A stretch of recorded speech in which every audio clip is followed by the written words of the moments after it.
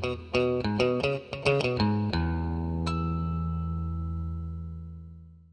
everyone, and welcome to another one of our videos. Today I have another one, quick one on the Raptor, and that is how to pull the side vent, number one, and how to put some accent vinyl behind the side vent, number two. So in the case of anybody with a black truck, you can't really see the SVT logo in the side vent under normal circumstances because it's black on black. So what the original owner of this truck did was put some orange reflective vinyl behind there. Looks really nice, but over the years this has started bubbling. So I want to go ahead and remove and replace that. In order to do that, you got to pull off the side vent. Super simple to do that. Basically, you need to get a plastic pry tool or some other tool that won't damage your paint, at least as much as possible. And you need to get behind where the clips are and pry the vent out. Sometimes it's a little easier said than done. And this one's being quite stubborn.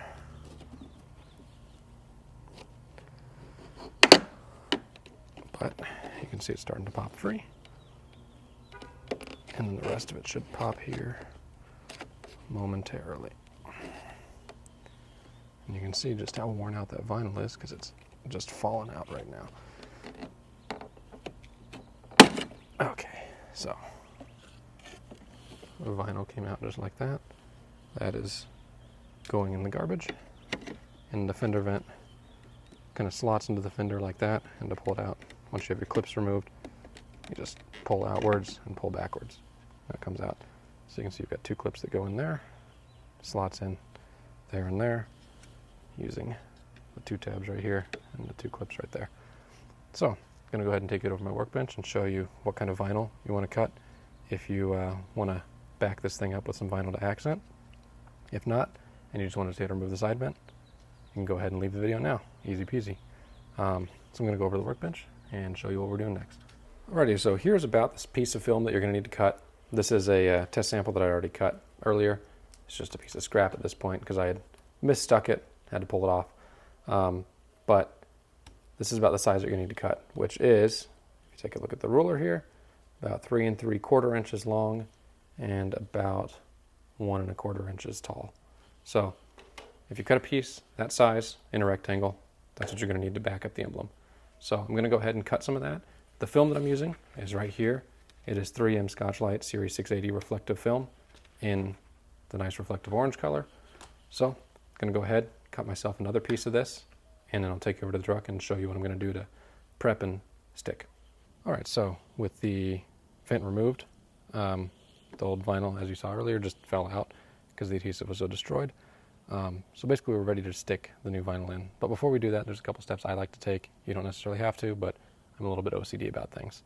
First thing that I did, took a vacuum and vacuumed out down in here where the cowl dumps water and everything out. Vacuumed out a whole bunch of leaves and debris. So that was step one for me. And step two of what I like to do, anytime I have a trim piece off of a vehicle at all, I like to polish behind it. So it helps remove a little bit of the hard edge that kind of wears into the paint. And in this case, because I'm going to have nice easy access here, I'll be able to remove some of the water spotting that's here. Eventually I'm going to paint correct this whole truck, but for now I just want to take care of this area while I have easy access to it. So what I used to do that is Meguiar's Ultimate Compound, and in this case I'm just going to use a microfiber towel, and I'm going to polish this out just by hand, nothing too crazy. So I'm going to go ahead and do that off camera and then show you the vinyl application, vinyl trimming, and then reinstallation of the trim piece. Now it's time for vinyl application, and we have the surface prepped. Everything's polished in this cavity, and the only thing that I need to do now in order to get the surface fully prepped for the vinyl to stick is to clean the area that I'm sticking it with IPA. So I have some 91% on my paper towel here. I'm going to go ahead and wipe the area, buff it dry, just because it'll take a little while to flash off. And then the area that we're applying the vinyl is in this indented area here. Don't need to go up here where the clips are, just need to go across there. That's where the SVT letters are contained to. So you can see I have my strip of vinyl cut, ready to go. A little bit long, that's just because I had a little bit of a strip left on my sheet, so I just went ahead and cut it a little bit long.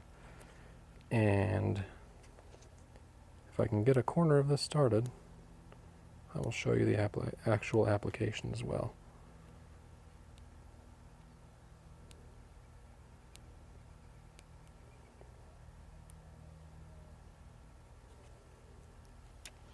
Alrighty, so there we go. Basically lining up one end of the vinyl with the left hand end of the cavity, and then pressing along there to seat it, and then rolling it down all in one direction from one side toward the other to make sure that we don't get any air bubbles.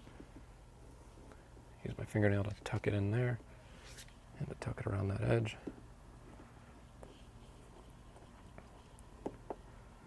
And same up here. Just use my nail to get everything seated in place.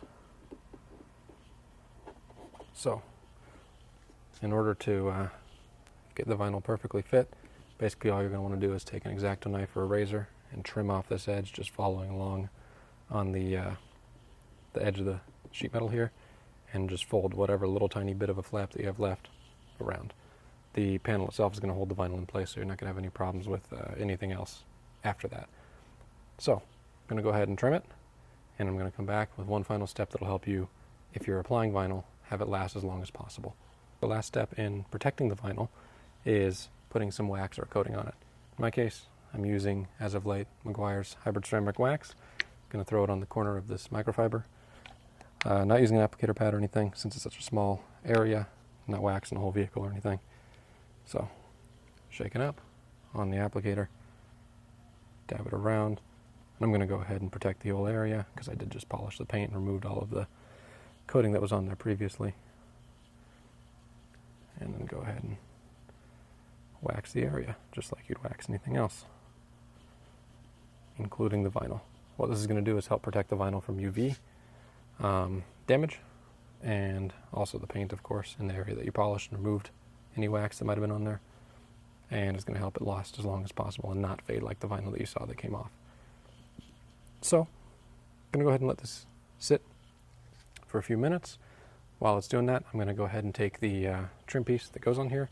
I'm going to take it inside to my kitchen sink, take some degreaser to it, clean it all up, and then what I like to do is take some 303 aerospace protectant and spray all of my plastic pieces with that and rub that in, so it helps protect the plastic pieces and prevent fading and help restore the little bit of fading that's already happened. So I'm going to come back with a nice restored plastic piece that we're going to throw on the truck, and then you'll see the end process and the end result.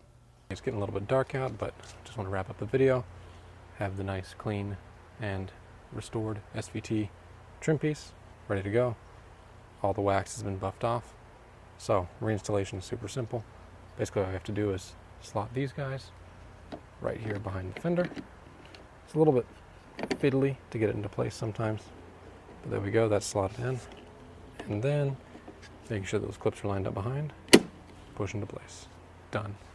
So that's the finished product, and hopefully we'll be able to see on camera. You can see that SVT logo lights up pretty darn well in the light. So that's all there is to it. Super easy to pull the trim piece off, super easy to accent it. With that, I want to thank you all for watching. Hope to see you in the next video. Take care.